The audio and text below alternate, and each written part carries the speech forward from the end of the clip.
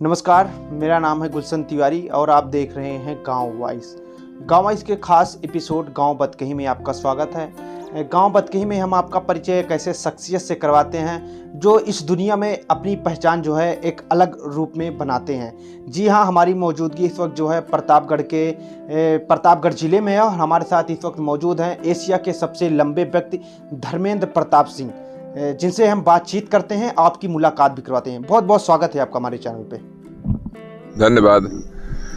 हम सबसे पहले तो आपसे जानना चाहते हैं, आप इतने लंबे व्यक्ति हैं तो इसके क्या फ़ायदे हैं? लंबे व्यक्ति के जो है फ़ायदा ही फ़ायदा है।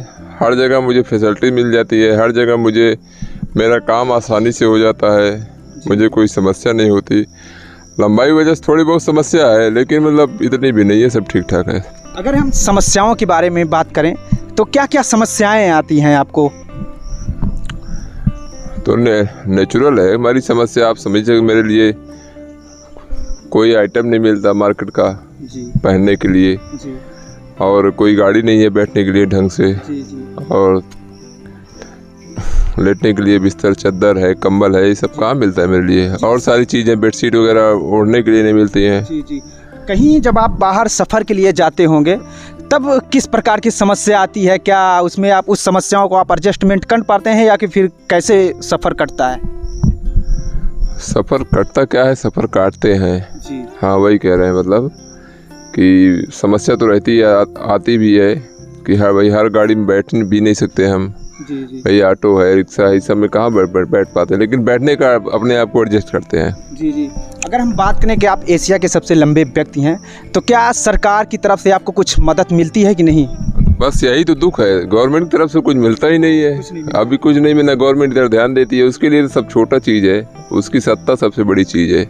आप एक ऐसे व्यक्ति हैं जो एशिया में सबसे लंबे हैं, तो क्या आपको इसका ये नहीं लगता है कि हमारा वो सम्मान नहीं हो पा रहा है जो होना चाहिए? सम्मान तो मेरा भाई, सही पूछो तो अखिलेश यादव ने किया था मेरा सम्मान, चाहे जैसे भी किया, लेकिन किया उन्होंने, ध्यान दिया हमारी तरफ। और हमारे देश में ऐसे प्रतिभाशाली लोग हैं कि जो अभी भी जो है सम्मान के लिए जो है तरस रहे हैं। जी जी जी, पास जो है बहुत सारी जो है योजनाएं हैं, कई पुरस्कार हैं, जैसे यश भारती पुरस्कार है, मतलब ऐसे कई, मतलब कोई भी सम्मानित कर दे, कम से कम एक इतने लंबे व्यक्ति का जीवन यापन तो आराम चले। जी जी एक पहचान जो होनी चाहिए, पहचान तो होनी चाहिए। हाँ, इनको यश भारती पुरस्कार मिला है, जी ये बड़े मतलब अच्छे व्यक्ति हैं, सम्मानित व्यक्ति हैं, जी गवर्नमेंट इनको सम्मानित किया है। जी जी तो इस वजह से थोड़ा बहुत तो भाई दिक्कत है, हमको दुख है, तकलीफ है हमको। जी जी बिल्कुल हमारी अपील रहेगी, जो इस क्षेत्र के सांसद महोदय हैं या विधायक महोदय हैं, वो इनकी बातों को जो है अपने मंत्रिमंडल तक पहुंचाए, विधानसभा तक पहुंचाए, जिससे इनको जो है एक सम्मान मिलना चाहिए ऐसे व्यक्ति को। तो हम जानना चाहते हैं कि जब कोविड का समय आया, उसके पहले की आपकी कैसी ज़िंदगी थी? अब कोविड अभी गया भी नहीं है, तो अब कैसी ज़िंदगी चल रही है? कोरोना के पहले कैसी थी, अब क्या बदलाव आया है? भाई कोविड के पहले हमको काम मिल जाता था, तो हमारे काम भर का सब मिल जाता था, ऐसी बात नहीं, मेरा खर्चा भी आराम से चलता था, कमा भी लेता था पैसे। लेकिन जब से कोविड-19 आया है हमारे देश में, तब से अर्थव्यवस्था क्या सब कुछ चरमरा गया है। जी जी कोई भी काम सब बंद हो गया है, सब ठप हो गया है। जी तो भाई जब हर काम बंद है तो मेरा भी बंद है, तो इस वजह से जो है समस्या तो आ ही रही है, लेकिन अब इसकी तरफ ध्यान देने वाला तो कोई है नहीं। और हमारे सांसद विधायक है, वो यहाँ तक तो आए थे घर तक एक बार वोट मांगने, हमारे सांसद संगम लाल गुप्ता हैं, एक बार हमारे घर पे वोट मांगने आए थे। तो मेरा उनसे सिर्फ यही एक सवाल था, क्या आप हमारे घर फिर आओगे? तो उनका ये जवाब था, हाँ हम फिर आएंगे। लेकिन उसके बाद उन्होंने कभी इधर जो है दर्शन नहीं दिया हमको। बस वही चीज़ और विधायक जी हमारे जो है, विधायक जी को भी जब उनको विधायक बनाया गया राजकुमार पाल जी, वो भी कभी इधर नहीं आए।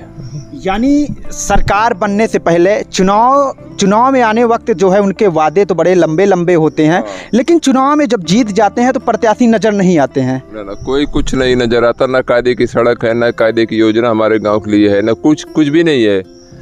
अभी आप लोग आएंगे, इतनी ख़राब सड़क है, इतना गंदा रास्ता है जो है कि गांव तक पहुंचने में लोग समझ नहीं पाते मैं किधर जाऊं। जी जी आप ऐसे व्यक्ति हैं यहाँ तक, तो कम से कम आपके क्षेत्र के लिए तो कुछ बेहतर ही होना चाहिए, क्योंकि आप एशिया में अपना लंबाई में भारत का नाम रोशन कर रहे हैं। तो यहाँ पे विकास कार्यों की क्या स्थिति है?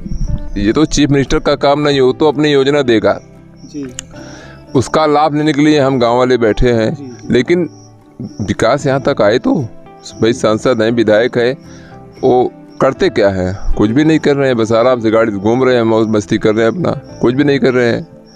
न ढंग की कोई व्यवस्था है, न सड़क है, न बिजली है, कायदे पे पानी है। पानी तो चलो ठीक है, हम लोग के यहाँ पानी बढ़िया मेंटेन लेवल है, तो पानी की दिक्कत नहीं है। बिजली की भी समस्या उतनी नहीं है। सबसे मेन समस्या है गांव में सड़कों की व्यवस्था गड़बड़ है। सड़क हम आते वक्त हम जो है रास्ते में देखें, यहाँ की जो रास्ता है वो बेहतर नहीं है। बेहतर नहीं है तो ये सारी समस्याएं हैं। और ग्रामीण जीवन जो है, ये सब जानते हैं कि कितना कठिन है, और साफ़ सुथरा जीवन है, गंदगी नहीं है, एकदम स्वच्छ वातावरण है यहाँ पे जो है। तो गवर्नमेंट अगर थोड़ा बहुत गांव की तरफ ध्यान दे तो अच्छा रहेगा। इसके पहले आपने जिक्र किया कि काम वाम मिल जाता था, आपको आप कहाँ पे जॉब करते थे? हमारा जॉब नहीं था, हमारा इवेंट वगैरह, जैसे कोई किसी रिसोर्ट वगैरह का उद्घाटन हुआ या कोई कॉम्प्लेक्स, शॉपिंग कॉम्प्लेक्स का उद्घाटन हुआ, तो इस सब में हमको बुलाते थे। इवेंट होगा इसमें हम बुलाते थे, तो इसमें हमको मिल जाता था पैसा काम भर का मेरे लिए जो है। तो अब जब से बंद है, हाँ सब हो जाता था, अब सब बंद है तो सब बंद है।